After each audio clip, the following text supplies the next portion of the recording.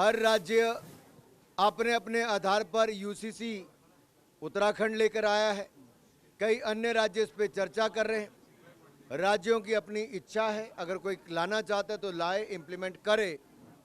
और भारतीय जनता पार्टी ने जो पहले दिन से कहा, हमारे इलेक्शन मैनिफेस्टो में, संकल्प पत्र में आप देखेंगे तो अगर हमने धारा 370-35 से हटाने की बात कही थी, राम मंदिर बनाने की बात कही थी, ट्रिपल तलाक पर कानून बनाने की बात कही थी, राम मंदिर के साथ साथ अब सीए अमेंडमेंट बिल लाने की बात कही थी, हमने वो सारे काम किए। और भाजपा जो कहती है वो करके दिखाती है। जम्मू कश्मीर को स्टेटहुड मिलेगा, ये नरेंद्र मोदी जी का वायदा है, भारतीय जनता पार्टी का वायदा है और सही समय पे जल्द से जल्द मिलेगा। मैं एक सवाल आपसे करना चाहता हूँ, यहाँ पे वक्फ की कितनी प्रॉपर्टी पर अस्पताल बने हैं, कितने स्कूल बने हैं, कितनी यूनिवर्सिटीज़ बनी हैं, कितने स्किल सेंटर बने हैं? बना है कोई? क्या बना है कोई? ये देश में 200 लोगों के हाथ में 2 लाख करोड़ रुपए की प्रॉपर्टीज़ है।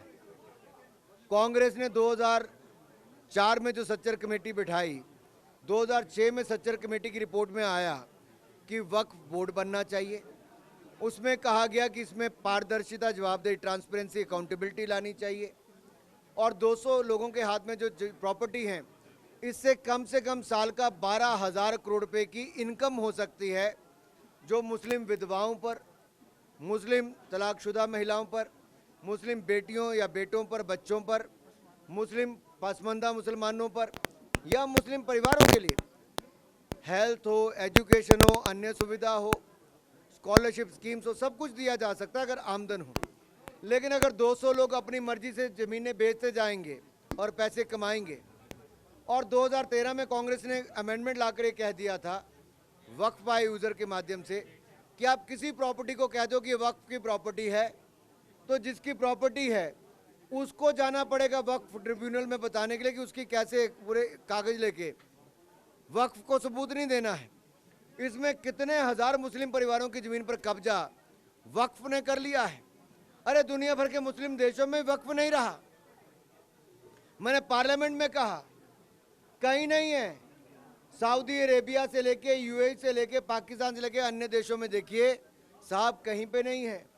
ये भारत में वोट बैंक की राजनीति के लिए किया जा रहा है और इसमें मुस्लिमों का भला नहीं हुआ, मुस्लिमों का नुकसान ही हुआ है। गरीब मुसलमान को कुछ नहीं मिला है। और नरेंद्र मोदी जी की सरकार ने गरीब मुसलमान या हर मुसलमान को देने के लिए ही वक्फ बोर्ड बनाने की ये कानून पास करवाया है।